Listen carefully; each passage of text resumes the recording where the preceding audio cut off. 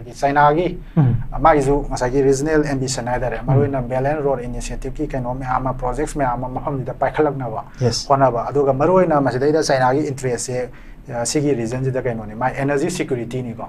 ꯆꯥꯏꯅꯥꯒꯤꯗꯤ ꯑꯩꯈꯣꯏꯒꯤ Saudi Arabia ꯑꯣꯏꯒꯦꯔꯥ Iran ꯑꯣꯏꯒꯦꯔꯥ ꯑꯗꯒꯤ ꯀ꯭ꯋꯦꯠ ꯑꯣꯏꯒꯦꯔꯥ ꯇꯣꯉꯥꯟ ꯇꯣꯉꯥꯟꯕ ꯑꯩꯈꯣꯏꯒꯤ ꯃꯐꯝꯁꯤꯗ ꯂꯩꯕ 에너지 ꯔꯤꯁ ꯀꯟꯇ꯭ꯔꯤꯁ ꯃꯌꯥꯝꯁꯤꯒ ꯉꯁꯥꯏꯒꯤ ꯃꯥꯒꯤ ꯑꯐꯕ ꯔꯤꯂꯦꯁꯟ ꯑꯃ ꯃꯦꯟꯇꯦꯟ ꯇꯧꯕ ꯑꯗꯨꯒ ꯃꯥꯒꯤ ꯃꯦꯔꯤꯇꯥꯏꯝ ꯇ꯭ꯔꯦꯗ ꯔꯨꯠ ꯑꯗꯨꯒ ꯉꯁꯥꯏꯒꯤ ꯑꯩꯈꯣꯏꯒꯤ ꯄꯦꯇ꯭ꯔꯣꯂꯤꯌꯝꯒꯤ ꯄ꯭ꯔꯗꯛꯁ ꯑꯗꯨꯒ ꯅꯦꯆꯔꯦꯜ ꯒ꯭ꯌꯥꯁꯀꯤ ꯀꯩꯅꯣ ꯃꯌꯥꯝꯁꯤ ꯑꯩꯈꯣꯏꯒꯤ ꯍꯥꯏꯔꯤꯕ ꯑꯩꯈꯣꯏꯒꯤ ꯁ꯭ꯇ꯭ꯔꯦꯇꯦꯖꯤꯛ ꯁꯤ ꯂꯦꯟꯁ ꯍꯥꯏꯕ ꯇꯥꯔꯦꯀꯣ ꯁꯤꯒꯤ ꯆꯣꯛ ꯄꯣꯏꯟꯠꯁ ꯃꯌꯥꯝꯁꯤꯗ ꯐꯥꯎꯔꯒ ꯄꯨꯕꯁꯤꯗ ꯑꯌꯦꯠ ꯑꯄꯟꯕ ꯌꯥꯎꯍꯟꯗꯕ ꯍꯥꯏꯕꯁꯦ ꯆꯥꯏꯅꯥꯒꯤ ꯌꯥꯝꯅ ꯃꯔꯨꯑꯣꯏꯕ ꯃꯥꯒꯤ ꯀꯣꯔ ꯏꯟꯇꯔꯦꯁ ꯑꯃꯅꯤ ꯍꯥꯏꯇꯥꯔꯦ ꯑꯗꯨꯅ ꯁꯥꯎꯗꯤ ꯑꯔꯥꯕꯤꯌꯥ ꯑꯃꯁꯨꯡ ꯉꯁꯥꯏꯒꯤ ꯏꯔꯥꯟꯒꯤ ꯃꯔꯛꯇ ꯂꯩꯅꯔꯤꯕ ꯗꯤꯐꯔꯦꯟꯁꯦꯁꯁꯦ ꯃꯁꯤ ꯁꯝꯍꯥꯎ ꯆꯥꯏꯅꯥꯅ ꯄꯦꯆꯞ ꯇꯧꯅꯕ ꯍꯣꯠꯅꯕꯒꯤ ꯄꯣꯠꯁꯦ ꯃꯥꯒꯤ ꯀꯔꯤꯒꯤꯅꯣ ꯍꯥꯏꯕ ꯀꯥꯟꯗ ꯉꯁꯥꯏꯒꯤ ꯃꯗꯨꯒꯤ ꯂꯩꯅꯔꯤꯕ ꯀꯩ ꯍꯥꯏꯅꯤ ꯇꯦꯟꯁꯟ ꯍꯥꯏꯇꯥꯔꯦ ꯃꯗꯨ ꯂꯧꯊꯣꯛꯄ ꯀꯥꯟꯗ ꯉꯁꯥꯏꯒꯤ ꯄꯦꯂꯦꯁꯇꯥꯏꯟꯒꯤ ꯏꯁꯨꯁꯦ ꯃꯁꯤꯗꯩꯗ ꯑꯩꯈꯣꯏꯒꯤ ꯀꯃꯟ ꯁ꯭ꯇꯦꯟꯁ ꯑꯃ ꯂꯧꯃꯤꯟꯅꯅꯕꯒꯤ ꯀꯩꯅꯣ ꯑꯃꯁꯨ ꯌꯥꯎꯕ꯭ꯔꯅ ꯑꯩ ꯁꯨꯃꯥꯏꯅ ꯆꯦꯟꯅ ꯊꯥꯖꯩ ꯁꯤꯗ ꯒꯦꯆꯔ ꯑꯃꯀ ꯑꯩꯈꯣꯏꯅ ꯍꯟꯗꯛꯁꯦ ꯏꯟꯇꯔꯅꯦꯁꯅꯦꯜ ꯃꯦꯗꯤꯌꯥꯅ ꯌꯥꯝ ꯉꯛꯄ ꯊꯧꯗꯣꯛ ꯑꯃ ꯊꯣꯛꯄꯁꯦ ꯏꯔꯥꯟꯒꯤ ꯑꯣꯏꯅꯗꯤ ꯃꯥꯒꯤ ꯁꯨꯄ꯭ꯔꯤꯝ ꯂꯤꯗꯔ ꯍꯥꯏꯔꯒꯗꯤ ꯉꯁꯥꯏꯒꯤ ꯑꯌꯥꯇꯣꯜꯂꯥ ꯈꯣꯃꯦꯅꯩꯁꯤ ꯑꯣꯏꯗꯣꯏꯅꯤ ꯍꯧꯖꯤꯛ ꯂꯩꯔꯤꯕꯁꯦ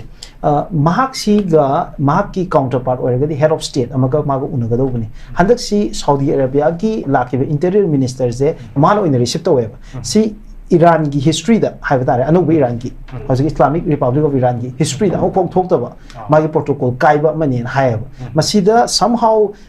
ꯏꯔꯥꯟꯅ ꯑꯦꯇꯦꯝ ꯇꯧꯕ ꯑꯣꯏꯗꯧꯔꯤꯕ꯭ꯔꯥ ꯃꯗꯤ ꯐꯣꯔꯁ ꯑꯦꯇꯦꯝ ꯑꯃ ꯑꯣꯏꯒꯗ꯭ꯔꯥ ꯃꯁꯤ ꯇꯨ ꯒꯦꯠ ꯑꯂꯣꯡ ꯋꯤꯠ ꯁꯥꯎꯗꯤ ꯃꯁꯤ ꯌꯦꯃꯦꯟꯗ ꯍꯣꯜ ꯁꯥꯎꯗꯤ ꯑꯃꯗꯤ ꯏꯔꯥꯟꯒꯤ ꯄ꯭ꯔꯣꯛꯁꯤ ꯑꯅꯤꯒꯤ ꯋꯥꯔꯅꯦꯕ ꯊꯣꯛꯔꯤꯁꯦ ꯚꯦꯔꯦꯟꯗꯁꯨ ꯂꯩꯈꯤꯕ ꯏꯁꯨ ꯑꯗ ꯁꯤ ꯃꯌꯥꯝꯁꯦ ꯀꯃꯥꯏꯅ ꯃꯁꯤ ꯏꯔꯥꯟꯒꯤ ꯐꯣꯔꯁ ꯑꯦꯇꯦꯝ ꯑꯣꯏꯒꯗ꯭ꯔꯥ ꯀꯃꯥꯏꯅ ꯌꯦꯡꯒꯗ꯭ꯔꯥ ꯃꯗꯨꯒꯤꯁꯨ ꯑꯦꯡꯒꯜ ꯑꯃ ꯑꯗꯨꯃꯥꯏꯅ ꯂꯩꯀꯣ ꯑꯗꯨꯒ ꯑꯇꯣꯞꯄ ꯑꯃꯗꯅ ꯑꯩꯈꯣꯏꯅ ꯌꯦꯡꯕ ꯌꯥꯏꯁꯦ ꯉꯁꯥꯏꯒꯤ ꯁꯥꯎꯗꯤ ꯑꯔꯥꯕꯤꯌꯥ ꯑꯃꯁꯨꯡ ꯏꯔꯥꯟꯒꯤ ꯃꯔꯛꯇ ꯂꯩꯅꯔꯤꯕ ꯃꯥꯒꯤ ꯔꯤꯖꯅꯦꯜ ꯑꯦꯝꯕꯤꯁꯟꯒꯤ ꯇꯦꯟꯁꯟꯁꯤꯒꯤ ꯃꯨꯛꯅꯕꯁꯦ ꯃꯁꯣꯝꯗꯒꯤ ꯈꯤꯇꯪ ꯊꯩꯗꯣꯔꯀꯥꯟꯗ ꯉꯁꯥꯏꯒꯤ ꯁꯥꯎꯗꯤ ꯑꯔꯥꯕꯤꯌꯥꯅꯁꯨ ꯉꯁꯥꯏꯒꯤ ꯗꯤꯄ꯭ꯂꯣꯃꯦꯁꯤꯒꯤ ꯁ꯭ꯄꯦꯁ ꯑꯃ ꯂꯧꯕ ꯍꯥꯏꯕ ꯇꯥꯔꯦꯀꯣ ꯉꯁꯥꯏꯒꯤ ꯗꯤꯄ꯭ꯂꯣꯃꯦꯁꯤꯁꯦ ꯃꯊꯧ ꯇꯥꯕꯅꯤꯅ ꯍꯥꯏꯔꯤꯕ ꯃꯐꯝꯗꯨꯗꯩꯗ ꯏꯔꯥꯡ ꯊꯣꯛꯂꯀꯥꯟꯗ ꯂꯩꯔꯤꯕ ꯂꯩꯕꯥꯛ ꯃꯌꯥꯝꯁꯤꯒꯤ ꯏꯟꯇꯔꯦꯁ ꯂꯣꯏꯅꯃꯛ ꯁꯣꯛꯑꯦ ꯍꯥꯏꯇꯥꯔꯦ ꯗꯥꯏꯔꯦꯛꯂꯤ ꯑꯣꯔ ꯏꯟꯗꯥꯏꯔꯦꯛꯂꯤ ꯀꯣ ꯑꯗꯨꯅ ꯉꯁꯥꯏꯒꯤ ꯍꯦꯟꯅ ꯆꯥꯎꯊꯣꯛꯄ ꯔꯤꯖꯅꯦꯜ ꯋꯥꯔ ꯑꯃꯒꯤ ꯐꯤꯕꯝ ꯂꯥꯛꯇꯅꯕ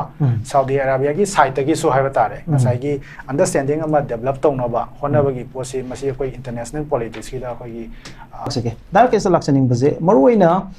ꯍꯧꯖꯤꯛ ꯑꯆꯧꯕ ꯀꯣꯏꯁꯟ ꯑꯃ ꯂꯩꯔꯤꯁꯦ ꯏꯖꯔꯦꯜꯅ ꯌꯥꯝꯅ ꯑꯟꯗꯤꯐꯦꯟꯗꯦꯠ ꯑꯣꯏꯕ ꯃꯑꯣꯡꯗ ꯂꯩꯕ ꯒꯥꯖꯥꯒꯤ ꯌꯥꯝ ꯄꯤꯛꯈ꯭ꯔꯕ ꯁꯔꯨꯛꯁꯦ ꯃꯁꯤꯒꯤꯁꯤ ꯇꯣꯇꯦꯂꯤ ꯃꯁꯤ ꯀꯟꯀꯔ ꯇꯧꯕ ꯉꯝꯒꯅꯤꯁꯤ ꯃꯃꯥꯡꯗ ꯅꯤꯆꯦꯟꯍꯨꯅ ꯍꯥꯏꯕꯁꯦ ꯑꯥꯏ ꯅꯤꯗ few weeks ꯍꯥꯏꯕꯅꯤ ꯑꯗꯨꯗꯒꯤ ꯑꯃꯨꯛꯀ ꯊꯥ ꯈꯔ ꯂꯥꯛꯑꯦ ꯍꯧꯖꯤꯛ ꯆꯍꯤ ꯍꯦꯟꯖꯜꯂꯛꯑꯦ ꯀꯩꯒꯤꯅꯣ ꯃꯁꯤ ꯀꯟꯀꯔ ꯇꯧꯕ ꯉꯝꯗꯕꯁꯦ ꯐꯥꯔꯁ ꯀꯣꯏꯁꯟꯁꯦ ꯑꯗꯒꯤ ꯒꯥꯖꯥꯁꯦ ꯄꯨꯂꯞ ꯂꯧꯁꯟꯕ ꯉꯝꯒꯅꯤ ꯍꯥꯏꯕꯁꯤꯗ ꯑꯉꯥꯡ ꯅꯨꯕꯤ ꯑꯍꯟ ꯍꯣꯁꯄꯤꯇꯥꯜ ꯁ꯭ꯀꯨꯜ ꯌꯨꯅꯤꯚꯔꯁꯤꯇꯤ ꯀꯣꯂꯦꯖ ꯈꯥꯏꯗꯅ ꯕꯣꯝ ꯊꯥꯗꯔꯕꯅꯤ ꯑꯗꯣ ꯃꯁꯤꯗ ꯑꯟꯗꯤꯐꯦꯟꯗꯦꯠ ꯑꯣꯏꯅ ꯂꯩꯔꯕ ꯃꯐꯝ ꯑꯃꯅꯤ ꯃꯁꯤꯗ ꯒ꯭ꯔꯥꯎꯟ ꯑꯣꯐꯦꯟꯁꯤꯞ ꯆꯪꯉꯦ ꯃꯊꯛꯇꯒꯤ ꯑꯦꯔꯦꯜ ꯁ꯭ꯇ꯭ꯔꯥꯏꯛ ꯃꯌꯥꯝ ꯑꯃ ꯇꯧꯔꯦ ꯁꯤꯒꯤꯁꯤꯗ ꯁꯤ ꯀꯃꯥꯏꯅ ꯌꯦꯡꯒꯦ ꯗꯥꯔꯀꯦꯁ ꯑꯩ ꯃꯈꯥ ꯇꯥꯕ ꯐꯣꯂꯣ ꯀꯣꯏꯁꯟꯁꯤꯡ ꯂꯥꯛꯁꯤ ꯊꯥꯒꯠꯆꯔꯤ ꯃꯤꯔꯥꯖ ꯍꯪꯕꯤꯔꯤꯕ ꯋꯥꯍꯪꯁꯤꯗ ꯑꯩꯅ ꯊꯝꯖꯅꯤꯡꯕꯁꯤ ꯒꯖꯥꯗ ꯑꯣꯄꯔꯦꯠ ꯇꯧꯔꯤꯕ ꯍꯃꯥꯁ ꯃꯥꯒꯤ ꯏꯔꯥꯟꯅ ꯁꯄꯣꯔꯠ ꯇꯧꯕ ꯑꯦꯛꯖꯤꯁ ꯑꯣꯐ ꯔꯦꯖꯤꯁꯇꯦꯟꯁ ꯍꯥꯏꯗꯅꯀꯣ ꯑꯩꯈꯣꯏꯅ ꯃꯃꯥꯡꯗꯁꯨ ꯈꯟꯅꯕꯗ ꯉꯁꯥꯏꯒꯤ ꯍꯦꯖꯕꯣꯂꯥ ꯂꯦꯕꯥꯅꯟꯗ ꯑꯣꯄꯔꯦꯠ ꯇꯧꯕ ꯑꯗꯒꯤ ꯁꯤꯔꯤꯌꯥꯗ ꯂꯩꯔꯤꯕ ꯏꯔꯥꯛꯇ ꯂꯩꯔꯤꯕ ꯑꯗꯒꯤ ꯌꯦꯃꯦꯟꯒꯤ ꯍꯨꯊꯤꯁ ꯀꯣ ꯑꯗꯨꯒ ꯍꯃꯥꯁ ꯃꯔꯨꯑꯣꯏꯅ ꯄꯦꯂꯦꯁꯇꯥꯏꯟꯒꯤ ꯀꯩꯅꯣ ꯑꯦꯔꯤꯌꯥ ꯒꯖꯥꯗ ꯑꯣꯄꯔꯦꯠ ꯇꯧꯔꯤꯕ ꯀꯩꯅꯣꯁꯤ ꯃꯈꯣꯏꯒꯤ ꯑꯦꯛꯖꯤꯁ ꯑꯣꯐ ꯔꯦꯖꯤꯁꯇꯦꯟꯁꯁꯦ ꯏꯔꯥꯟꯅ ꯐꯖꯅ ꯕꯦꯛ ꯇꯧꯏ ꯑꯗꯨꯒ ꯉꯁꯥꯏꯒꯤ ꯃꯁꯤꯒꯤ ꯃꯥꯌꯣꯛꯇ ꯏꯖꯔꯦꯜꯅ ꯁꯣꯛꯅꯔꯤꯕ ꯂꯥꯟꯁꯦ ꯑꯩꯈꯣꯏ ꯃꯌꯥꯝ ꯂꯣꯏ ꯎ ꯂꯩꯔꯦꯀꯣ ꯑꯗꯨꯕꯨ ꯉꯁꯤ ꯐꯥꯎꯕꯗ ꯍꯃꯥꯁꯁꯦ ꯐꯨꯜꯂꯤ ꯏꯂꯤꯃꯤꯅꯦꯠ ꯇꯧꯕꯗꯤ ꯉꯝꯗ꯭ꯔꯤ ꯃꯁꯤ ꯉꯝꯗꯕꯒꯤ ꯃꯔꯨꯑꯣꯏꯕ ꯐꯦꯛꯇꯔꯁꯤ ꯑꯩꯅ ꯄꯟꯖꯅꯤꯡꯕꯁꯦ ꯑꯍꯥꯟꯕꯗ ꯉꯁꯥꯏꯒꯤ ꯃꯥꯒꯤ ꯃꯣꯔꯦꯜ ꯕꯨꯁ ꯍꯥꯏꯕ ꯇꯥꯔꯦ ꯏꯔꯥꯟ ꯏꯁ ꯕꯤꯍꯥꯏꯟ ꯍꯃꯥꯁ ꯏꯔꯥꯟ ꯏꯁ ꯁ꯭ꯇꯦꯟꯗꯤꯡ ꯕꯤꯍꯥꯏꯟ ꯑꯁ ꯍꯥꯏꯕꯒꯤ ꯁꯤꯒꯤ ꯃꯣꯔꯦꯜ ꯕꯨꯁ ꯑꯃ ꯆꯥꯎꯅ ꯂꯩꯕꯁꯦ ꯁꯤꯒꯤ ꯐꯦꯛꯇꯔ ꯑꯃ ꯂꯩ ꯑꯅꯤꯁꯨꯕꯗ ꯉꯁꯥꯏꯒꯤ ꯃꯥꯒꯤ ꯐꯥꯏꯅꯥꯟꯁꯤꯌꯦꯜ ꯀꯩꯀꯥ ꯁꯄꯣꯔꯠ ꯑꯗꯨ ꯈꯛꯇ ꯅꯠꯇꯕꯗ ꯉꯁꯥꯏꯒꯤ ꯃꯥꯒꯤ ꯑꯩꯈꯣꯏꯒꯤ ꯀꯩ ꯍꯥꯏꯅꯤ ꯐꯥꯏꯇꯤꯡ ꯁ꯭ꯄꯤꯔꯤꯠ ꯑꯩꯈꯣꯏꯒꯤ ꯄꯤꯄꯜꯁꯀꯤ ꯉꯁꯥꯏꯒꯤ ꯒꯖꯥꯗ ꯂꯩꯕ ꯃꯤꯌꯥꯝꯁꯤꯒꯤ ꯃꯥꯒꯤ ꯄꯦꯂꯦꯁꯇꯤꯅꯤꯌꯟ ꯁ꯭ꯇꯦꯠ ꯑꯃ ꯁꯦꯝꯅꯤꯡꯕꯒꯤ ꯃꯥꯒꯤ ꯁꯤꯔꯁꯨ ꯆꯪꯉꯁꯨ ꯗꯨ ꯑꯣꯔ ꯗꯥꯏ ꯁ꯭ꯄꯤꯔꯤꯠꯇ ꯉꯁꯥꯏꯒꯤ ꯃꯥꯒꯤ ꯐꯥꯏꯇꯤꯡ ꯁ꯭ꯄꯤꯔꯤꯠ ꯑꯃ ꯑꯩꯈꯣꯏꯒꯤ ꯋꯤꯜ ꯇꯨ ꯐꯥꯏꯠꯁꯦ ꯃꯁꯤ ꯊꯨꯗꯦꯛꯄ ꯉꯝꯗꯕ ꯍꯥꯏꯇꯥꯔꯦ ꯈ꯭ꯋꯥꯏ ꯂꯨꯔꯤꯁꯦ ꯉꯁꯥꯏꯒꯤ ꯇꯦꯛꯅꯣꯂꯣꯖꯤ ꯌꯥꯝ ꯐꯔꯒꯁꯨ ꯑꯗꯒꯤ ꯁ꯭ꯇꯦꯟꯗꯤꯡ ꯑꯥꯔꯃꯤ ꯐꯅꯌꯥꯝ ꯂꯩꯔꯒꯁꯨ ꯋꯥꯔꯐꯤꯌꯔꯗ ꯃꯥꯒꯤ ꯀꯩꯅꯣꯁꯤ ꯋꯥꯔꯣꯏꯁꯤꯟꯁꯦ ꯀꯔꯤꯅ ꯂꯦꯞꯄꯛꯀꯦ ꯍꯥꯏ ꯀꯥꯟꯗ ꯗꯤꯁꯥꯏꯁꯤꯞ ꯐꯦꯛꯇꯔꯁꯦ ꯑꯩꯈꯣꯏꯒꯤ ꯃꯣꯔꯦꯜ ꯑꯣꯐ ꯗ ꯇ꯭ꯔꯨꯞꯁ ꯍꯥꯏꯇꯥꯔꯦꯀꯣ ꯑꯗꯨꯅ ꯉꯁꯥꯏꯒꯤ will two fight sigi posi yamna matter taweba aduna sijina zu ngasai gi hoji pawda Hamas e koi gi thude pangam da bane na lori ko ane amdi weekend tawre okay this is the fact on the ground Hamas yam fazana weekend tawre moi gi leaders kya ma hat khre mai koi gi cadres kya ma si khre ko aduga ngasai gi Hamas si ngasai gi koi gi potent force amoina hoji su lai bra ha ga di mai koi recruitment le palaite aduga ngasai gi hoji lai ba koi gi landscape hai dare ko ngasai gi Iran ga Israel ga koi gi direct thomta na pe pose masi jina zu moi da moral boost ama sauna pi ba ga loina na ngasai gi fazana coordinated we ba kaino resistance force hoina ngasai gi work to bang amam da ba ke ama element sing che hai dare masi tat tamna regroup to kanda coordinated action khara to ba gi pora ma koi ngasi ngarang te u fangi ko kuda moina Iraq te leiba US troops singi base military base amada koi gi drone hum kapsalak ba gi pot koi taba le adagi Yemen su Yemen dagi Houthi sing na su koi gi hypersonic missile aduga drone sing attack to ba gi pot jik no na kangkhalak ba gi pot ama le ko Israel ga tong na gi ceasefire se koi gi kai khra ba matung da aduga loina na Hamas ki side gi su adum attack to ba gi pot se rocket kapsalak ba khot ba gi hujiki lei ba Iran se gi manung sida adum se gi report sing phasana lei aduna haining gi reporting asai gi Gaza je amna pikpa lam masa mani ko adum masida lei ba about 2.3 Palestinian population hai batare ko masi gi ngasai gi miam se gi moral aduga magi akoi Palestinian state ama akoi gi nation ama laitaba ya de habagi sigi akoi gi will to fight se masiga loina masida piri ba akoi gi Iran maning de lepi ba sigi moral boost se masi jina akoi gi amna sauba factor ama oi gi ngasi pawda ngamdabani haiba amasu yai ko aduga point masida akoi na ma pan kadaba factor ama di international kaino se community gi magi public opinion hai batare sisu yam saw factor mo oi maram di Gaza strip se koi gi Netanyahu na ngasai pam je pulap takhai raga even population je koi gi kayani relocate tor kanda Gaza je once for all ngasai gi Israel na pulap loksangi bagi pora ma moi plan ama lai ba ko haidi samuraga amon na tholok ta ba permanent occupation gi kaino ama sigi plan ama thuiba moi da su adu masi hekte irai lai na yaroi maram di kaino kan ngasai gi mamam da waja sing na su panbi gi ba khoi gi yamna mapangan kalaba Russia China na sing ba leba kya ama ngasai gi Palestinian cause gi da makta khoi gi pambom tingaga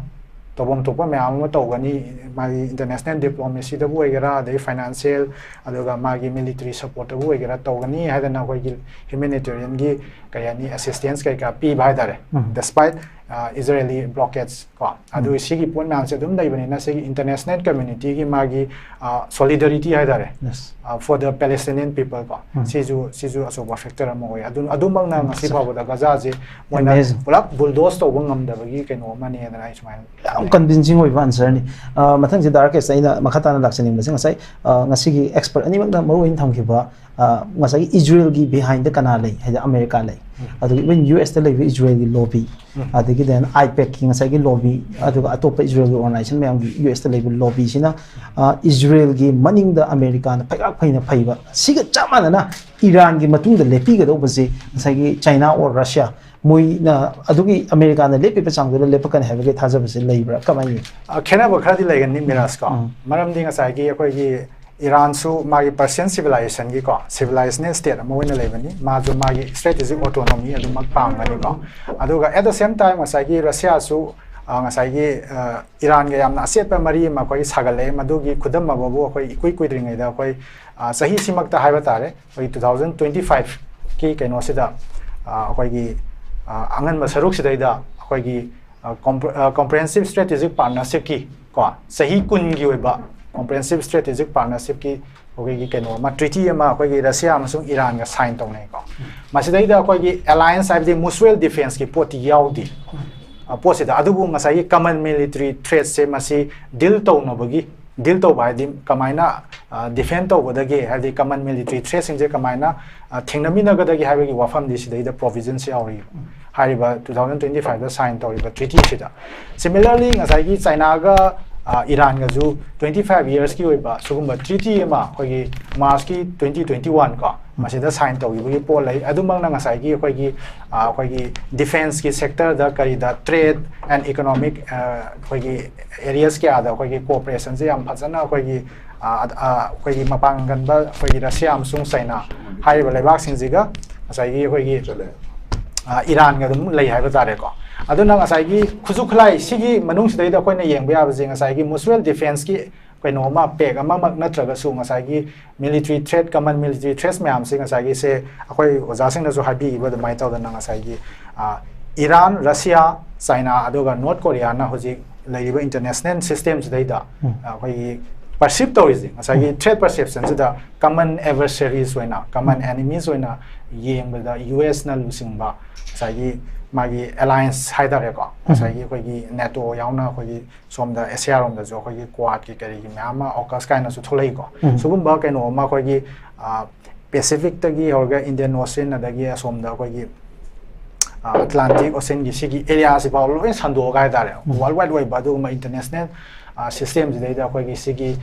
koi gi mission khomna ba gi tai ba ma da lei ba aduna military cooperation da di compulsorily China naga koi Russia ga aduga even North Korea na su mateng adum panga ga da pol lai ato makhan kya gi su ko madu gi khudam sang da mai babu se sigi Iran jiga khar mari laina ba khona yeng ba ya perspective amana anda ki sahi gi hawalakpa January February swai si koi gi Russia zo som da Ukraine ga aduga Ukraine gi maning da lai ba koi gi magi NATO gi forces sai ba tare mai koi gi military and financial support me am si masi thengai na hona da Russia gi jama gi ammunition gi ko magi koi gi kaino missiles walakpa air defense ki kari gi drone gi khudong sa ali awaba me am lak pani na Russia na su sai Iran da gi hoi gi adum mateng lo gi por am lai masi am hojik ti am thina phong hai dare hana ding sai gi hoi gi response hoi sini tawi taw den hoi gi tumin lai ram ne silence se ba ado hojik ti North Korea gi side gi su ma gi troops tha da na de khujuk lai mateng pang ha ji open oina thame adagi Iran da gi su Russia da handa gi sahi ji hawlak pa si da hoi gi short range ballistic missiles supply to masi koi supply to ye masi da maroi na kaina to ise moi gi koi gi sa family da na mai missile makhan group am lai ko aduga ngasai gi koi gi Zolfagar missile sari ba koi gi short range ngak tani mai koi se ko ada sigi me am se about 400 ai tare masi koi gi Caspian Sea power ga koi gi Iran da gi koi Russia da pu ba adagi air koi transport plane da to ga pu gi pol lai adu gi matak da drone kya ma ko adagi ngasai gi artillery gi kari gi rocket ke koi gi koi season punna season amina ba ya ba haidare sai Russian system da season ya ba sugumba Iran na zu Russia da gi lai ga season ba du ba kano myam se gi koi gi weapon systems myam sing ma gi ammunitions myam sing sai gi Iran na ga gi Russia da support to gi si poslai aduna masi gi acheng ba tanja ma sidai da koi na sai gi hawrpa da koi na thoi ba irang sing sai gi adugi mati complex way hai je kaino kan nga sai hana da gi dum lai raba Israel ga nga sai Iran gi magi dynamics to over the question of Palestinian state sigi wafam ji khatana tana magi regional influence ki balance of power gi wafam du khatana tana nuclear gi ambition lai ba du khatagi na ta ba nga sai gi Ukraine amasung Russia ni gi maga thoi ba Iran sidai da Russia da support oi ba country sing che kana no hana yeng pa kan da koi gi yam nak na su koi gi laiminari ba koi gi Iran ji am asoba adugumba powerful ba ko leba ama oi bani na Russia gi mapang am ju thudeng na bo khona ra pa kan da Iran ji ju ngasai Iran ji ju sugum ba keno phibam amma da koi gi threat to rival ji koi ni yeng ba ya ba perspective mane na da ke sausu ki oina lan gi leiba development mayam se da koi uri jing ngasai koi tamhi mat ka uncle bijoy gan hai gi ba da yam ek sing pan gre ngasai gi aerial war ma leire sida missile ngasai surface to surface ka pa missile mayam gi war ne mu leire Israel na ju ka pe my projectile tawraga Iran da kapasi sina han badi nate mamang da missile attack me amama da Iran gi makok thongba duchingba mayam ama nuclear scientist mayam so hat kre adagi Israel gi makai dagi handak shomuka Iran gi military facilities mayam ama nuclear facilities mayam ama attack to wi wa pham mayam su leire masina maroi development gi bio singi mayam gi thamjaraga akhugi aina darkest ge ketang critical oibe area khara aina khangjaning buje America da ngasagi Jewish lobby Israel gi lobby si kamaina operate towi America gi every leader puna magna hai tare every president puna magna ngasagi Israel gi interest se nathai ga chatpa ngamdri je kai manam gi no haibagi wafam se ma aduga for the first time handak si America gi leading media khara da afawba gi yam prominent oiva journalist ma ama noina US ki congressman ma ama hanagi CIA gi former expert mayam ama haidare adigi then atop leader मैम अमना anti Israel over remark मैम हम फुंगो रखो से कमाई येंगे मसी ma'am सी हजिकी लोशलपगी तो हाँ बता ना गसागी Jewish lobby से लोशलप से तो हजिक लाइव anti Israel की comment मैम हम अमेरिका दे हमना popular होई हजिक लाइव सिंग से मसी मतंग कितंग थंबीरो हाँ बगी क्वेश्चन जिदा Miraj yes habi ngasai aina thamjaning baje kaino ni akoi Jewish lobby je is a well established fact ai batare ko ngasai foreign policy da US ki foreign policy da ngasai magi yam saw na ngasai Israel ki factors masi akoi gi kayani consider tau do ya da bo kaino mu wai ngasai mamang da ja hemanto hoy de gi jong tham bi zo ena su phajana mayek sina thamli gre ngasai akoi gi West Asia akoina somda yenga kan West Asia haire ko somdagi Western Hemisphere dagi yenga kan moina Middle East hai ba West Asia gi region sida Israel hai ba state se ko gi Trojan horse ki type ta ngasai gi magi hai ba yamna strategically located oi ba Malem gi ko gi natural resources ke ama maroi na ko gi petroleum products ko natural gas aduga petroleum ke no gi ko gi reserves me amagi ko gi mapu oi ba leiba ke amana ko Laiba West Asia ki region aduga Malem ki international maritime trade ki koi gi se Red Sea power ga koi gi Suez Canal adagi ngasai gi somdana koi gi Persian Gulf ko ngasai gi koi Strait of Hormuz ka na koi gi Iran ki coastal region se sumaina yamna strategic way ba maritime ngasai gi trade route aduga energy security ki way na yamna maru way ba pham si da ngasai gi koi gi Israel live state si ma mai koina sema kanda masi mai koi gi Trojan horse oina thamma kanda masi dei da mai koina region jing asai control tongna ba mai koi gi vital interest myam se protect tongna ba aduga mafam jidei da any regional power ma hai batare regional power ma kai do ba ngasai gi western power sing gi interest ki mayok ta mai koi gi opponent oina koi gi powerful country ma hai dare mai gi immerse tor pangam da na ba gi ma gi asoba kai no ma hai dare Wagi kusil thorang ama lalong ama yaw kanda da maina sana ra poi adana Jewish ki lobby je masi akoi adum sumduna laire masi gi khudam ma bu musik thoiba wagi kaino sida Israel musu Iran gi ma thoiba lan jiga su yam mari laina na wagi khoi ningsing mina ba ya ba je ngasai gi nuclear conundrum gi ko masi ga adi Israel na sai Iran da nuclear facilities kai kram am attack to use da ngasai kari no na la kan da ngasai gi Iran na nuclear weapons spy ba ji ngasai gi si Israel gi survival da so ba threat ni ai gi por ma le ba si security perception se masi na drive to ne survival gi question ne ba adana anarchy international system da di ngasai gi ai self help to kan da ai le ba se kan na hona ba ma da gi atopa wakhan ma na ba alliance ga pulaga ai gi ngasai gi balance of power to ba adu gi por ma da maina leibani na Sagi bandwagoning guy na so koi leko balance of power katana ta balancing ki katana ta bata adana sigi post dai da ngasai koi gi America na ngasai 2015 da sign to na gi ba koi gi joint comprehensive plan of action na JCPOA na ma leibse koi gi joint comprehensive plan of action je masi ngasai Iran na nuclear ambition leibse ngasai gi khulai ji nuclear weapons pai da na bagi koi masidai da koi maroi ba United Nations Security Council gi permanent member manga aduga Germany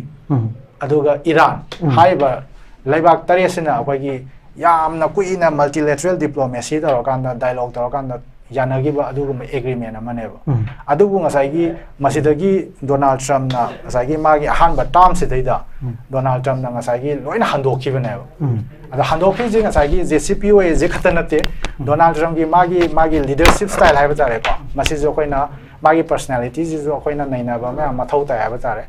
kai gi noi kan da ngasai gi ma Paris climate agreement dagi ma work out tawi adagi magi mamang da president oiramba Obama gi matam da Obama na kan paikhalam ba ko gi health care gi Obama care policy adana madudagi ma work out tawi adagi somda ko gi Trans-Pacific trade ki kaino ko gi partnership ki kaino dagi suma work out tawi aduna Donald Trump ai basi amna unpredictable way ba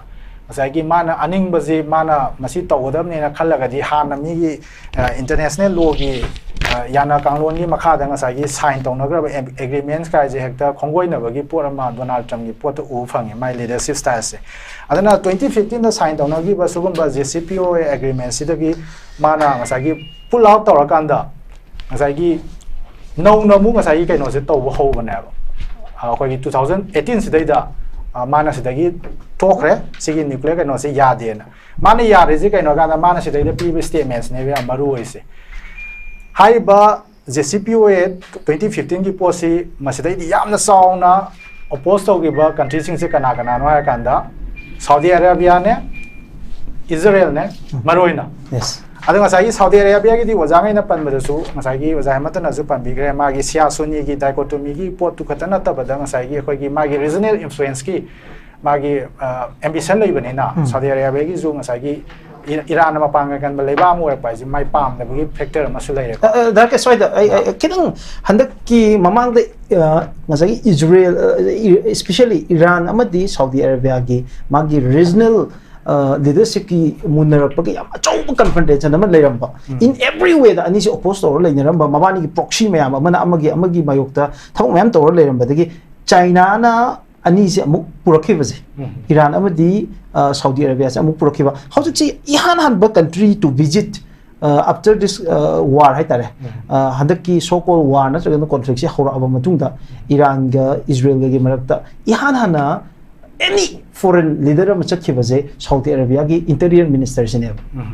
Iran Tehran da sapasi handaki sida siki sida somehow ngasagi Saudi amadi Israel ani se mong naksan ra pa ya bi oithopasi pubra kamai masi am interesting oi ba no ni ko aspect amani ngasagi mamang da habi ba mai taw da na ko China gi ma izu ngasagi regional ambition ai da maroina Belt Road initiative ki kaino me ama projects me ama maham da paikhalak na ba hona ba aduga maroina masidai da China gi interest se sigi reason jida kaino ni my energy security ni ko China gi di koi gi Saudi Arabia wagera Iran wagera dagi Kuwait wagera tongan ba koi gi mafam jida leiba energy risk countries me anse ga ngasai gi my afaba relation ama maintain to ba aduga magi maritime trade route aduga ngasai gi koi gi petroleum gi products aduga natural gas ki kaino me amse koi gi high ba koi gi strategic sea land side tare ko sigi so points me anse da power ga pu da ayat apan ba yahon da ba se China gi amna marui ba ma ye core interest amani hai dare aduna Saudi Arabia amasung asai Iran gi marakta laina ba differences masi somehow China na pesap tong na ba hona ba gi pose ma gi kari gi no hai ba kan da asai gi madu gi lainari ba kai hani tension hai dare madu lautho ba kan da asai gi Palestine gi issue je masi dai da koi common stance ma lomina na ba gi kai no masu yaw bra na is maina sena tha je sida gacher ma ka ikoina handak se international media na yam ngakpa thawdo ma thok pose Iran gi oinadi magi supreme leader hairagadi masagi Ayatollah Khamenei se oidoini hojik lei base mahak si ga mahak ki counterpart oiragadi head of state amaga maga unagadobani handak si Saudi Arabia gi lakibe interior minister je mala oina receive to web si Iran gi history da haibadare anubi Iran gi hojik Islamic Republic of Iran gi history da hokok thokta magi protocol kaiba manin hayaba masida somehow Iran ne attempt to ba oidoribra made force attempt mo oigedra masi together along with Saudi masi Yemen da whole Saudi amadi Iran gi proxy ani gi war ne thores variant da should the issue the simam je kamai masi Iran gi force attempt oigedra kamai yeng da madugi su angle ama the minor lay ko aduga atopa madana khoi na yeng ba ai singa sai gi Saudi Arabia amsung Iran gi marakta laina riba ma gi regional ambition gi tension se gi mungna ba se masom dagi kitang thaidor kan da ngasai gi Saudi Arabia na su ngasai gi diplomacy gi space ama low ba haiba tare ko ngasai gi diplomacy je mathau ta bani na hai bam pham de Iran thola kan da leibak ngam je gi interest loina mak sui hai dare directly or indirectly ko aduna ngasai gi he na south pa regional war ma gi phibam lak na ba Saudi Arabia gi side gi su haiba tare ngasai gi understanding ama develop tong na ba hona ba gi posi masi koi international politics gi da koi gi maroi na chang mathawa mane aduna adu gi perspective tagi dum yeng ba yabra okay daraka sam nuai a couple of point ani manada ba ani khap pusan der ke daraka sta first thing aina pusan dem pese nasagi United Nation da Security Council da hanjin na ceasefire thamna bi wafam je pukhalak pada America gi veto US United States gi veto na dum thinga thamgi bas out of the 15 members da permanent member manga se tadi USA na adum botel toraga 14 na mana ceasefire gi resolution je pass to mo na ga so matam chupada United States na masi veto toraga ceasefire si lehen da ba ki poche kamai yengi darkest mera series je masai mamang da hangiba question da aina pi gi response ko adu ju khara mari leinai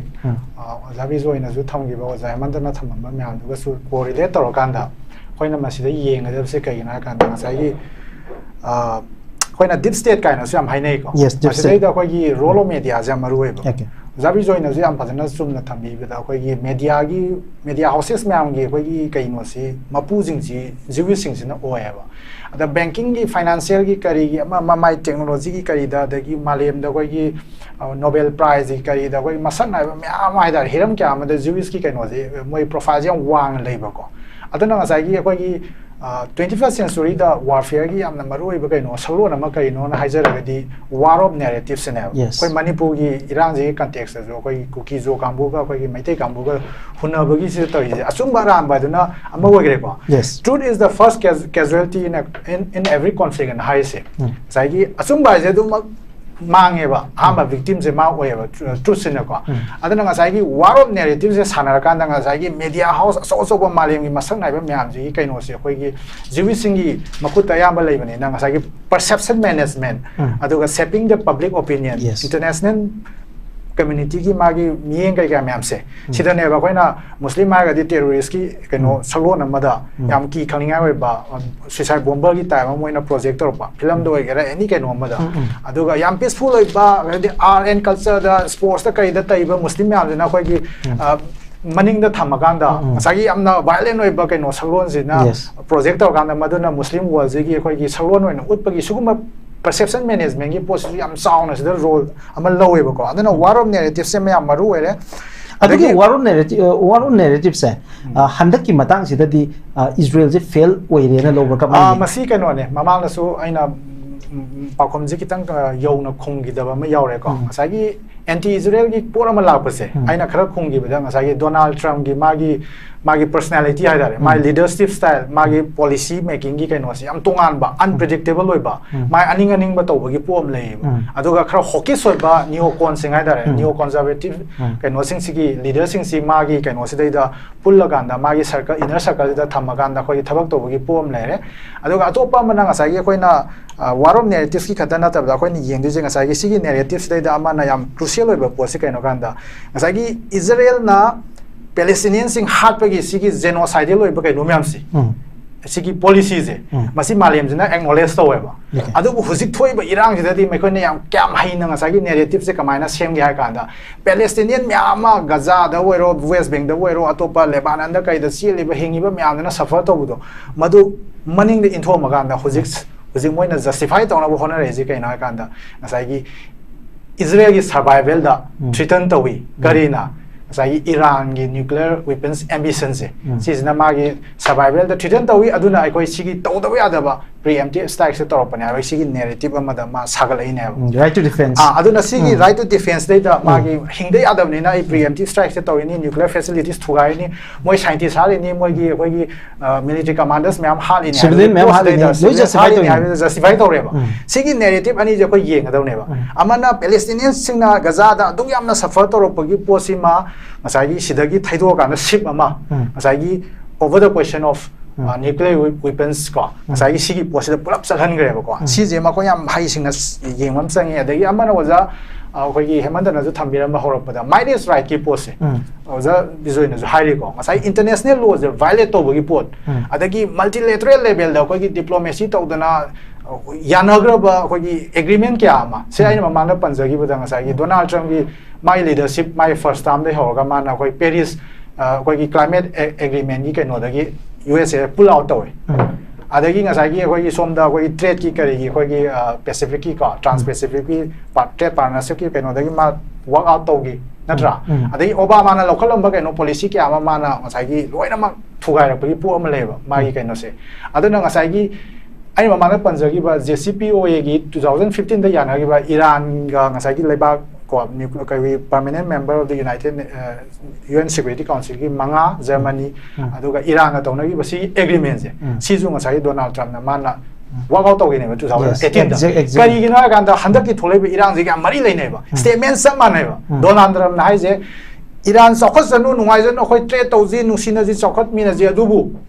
Iran can never have nuclear weapon never. Same thing Benjamin Netanyahu na high never. Iran can never have nuclear weapon. Netanyahu na ngasagi Donald Trump na JCPOA 2015 is yag is kaino reject to is kaino hagadi ngasagi mai koida ngasagi eventually Iran na nuclear weapons is sengula pagi sigi pose sida tarakadobul lay aduna masi soya de aduna negotiation amuk tawraga renegotiate tawraga anoba agreement amada Iran je lakthugadabni haibagi pot ama Donald Trump de leba ado sidaida magi personality kaino je koina yengbam je mathau tai je kaino ganda Donald Trump masa je ngasai gi khoi negotiator masak naiba mani haibadi madi business ki kaino de horakpane ma khanjaba am lejeba aduna magi negotiation skill je sizinaraga magi leadership makhada nounamu nuclear kaino je Iran ge nuclear gi wafam je amu nouna renegotiate tawdabni aduga mangonda ngasai gi nuclear technology gi sigi weapons grade adi 90% da uranium kaino je koi gi enrich tawgi technology je masi Iran da suyaw yawal loidabni aduna sigi ahoba ngasai gi loophole sing se JCPOA 2015 gi masida leiba loophole sing se ai leadership makhada nouna renegotiate tawraga yamna strict oiba rigid oiba adugu makaino amada agreement da Iran je lakthu damni aduga Iran khadagi ju nateba Iran lakthu dragadi North Korea je lakthu ba ngamoyaba aduna ngasai gi Iran je lakthu na hona ba kanda ngasai gi Benjamin Netanyahu ne adagi koi gi Donald Trump ne mai koi na haiba posing ngasai gi hujik leiba tholaiba Iran je ga samana bada statement se Iran can never have nuclear weapons. Okay. Aduga ngasai kitang correction ama ina sida thamjaning bam na ngasai gi mamang da hana leiramba dynamics de hujiki laiba kaino da ahom khar lai ko ngasai gi France ki leader UK Prime Minister mai khoi ji hujik se ngasai gi America amsung Israel gi kaino da labagi pom le ko adubu voices ti cannibal myam leigane ba mai khoi de ko mai international public opinion the Canada myam legani mai khoi leaders sing mar to Canada khadi legani adu huji am lai crucial webe posi kai no kana mira na yengja kanda Israel ga Iran ga sigi level da sigi escalation ju da adu gi mate chaung na khu thana ra ba phiba mamu wera bani na nga sagi core issues kya ama khoi gi compromise to ya da ba haidi magi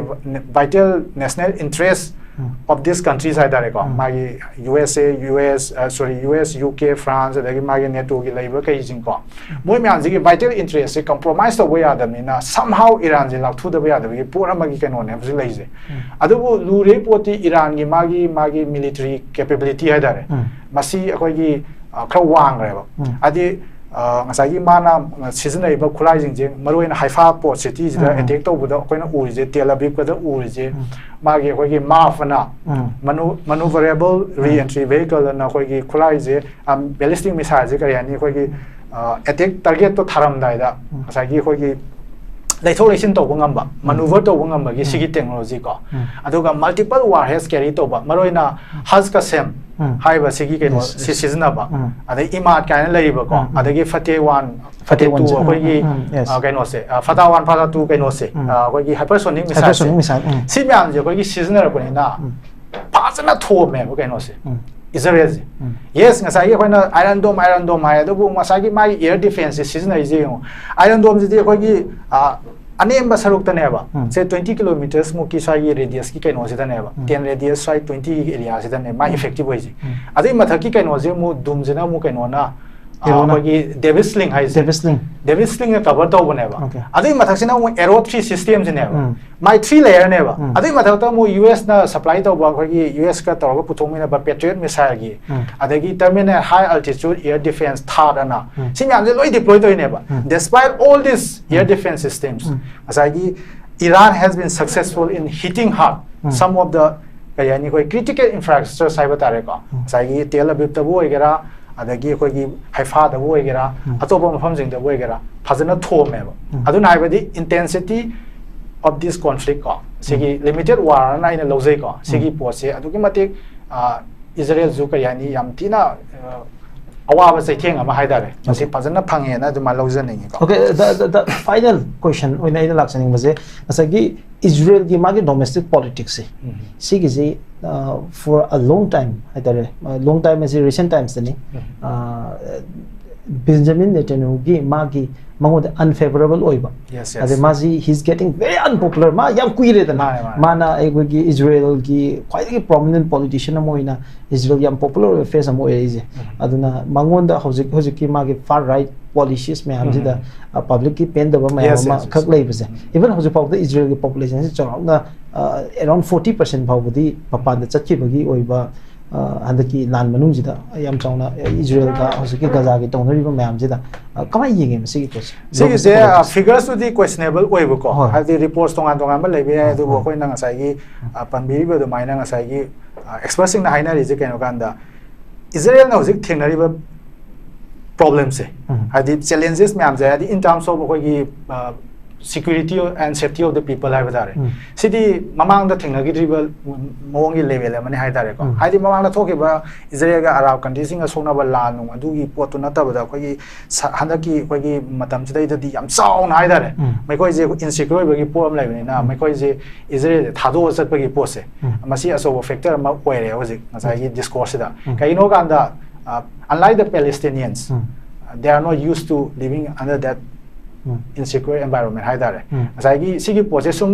escalation je sung wang khala ga di adugo pakthok chau thora ga di mai koi jing asai gi Israel da leiba da koi gi nungai ta ba kijaba insecure ba gi pose si pose ma di lai ga ne ba adu hai ra ga su depopulation gi pose da di koi na asai gi Israel gi zu ma gi policy dum lai jai na tra to pale ba ma am da gi kausan ba then Israel being a land of opportunities for many of them haidare sigi my attraction haidare magi sigi port amadi dum lai aduna mazu dum manage tawkani adubu ngasagi adugi fear gi factor amadi moi public te laire adi thomi ba ballistic missiles drones ki kari impact na mane ba ballistic missiles me anjagi impact si not only the physical kind injury sai batare ko si ba so pa du yum kai ba to khatana to psychological impact morally mai sai da moi gi moral da aduga maroina people sing Israeli citizens sing moi gi kaino da pi ba psychological trauma and anxiety stress si masidi is going to be for a long time haidare ko masi moi da suffer to bo pot ama sauna lai ne aduna ngasai gi Netanyahu gi unpopular oi ba pot se khara ju kuire aduga ngasai gi masi da ju he na so bo kaino ma question ama arise to ka na ba ngasai gi Netanyahu na yamna hoki soi ba ngasai gi far right ki kaino ji da khoi gi maga yana da ba Iran ga khoi gi sumaina direct thom tan na ba gi pot adu da ne ngasai gi khoi gi already thangzang ga khongtha amani na handok bazu yak da be phibam haidi magi leadership makha da ne ba Iran ga direct thomtan na re je mamang da ju ba adu na ngasai gi 2024 da anirak thomtan na gre adu ga handak ki jana mu he na saw na dawrai ne ba adu na sidai da ina ngasai gi UK gi France ki adu ga USA gi position je ngasai gi kari ai ni mai koi je coordinated we ba action na ma taro kadra haiba gi post dai da lai adu na samaina ai thomjang okay uncle heavy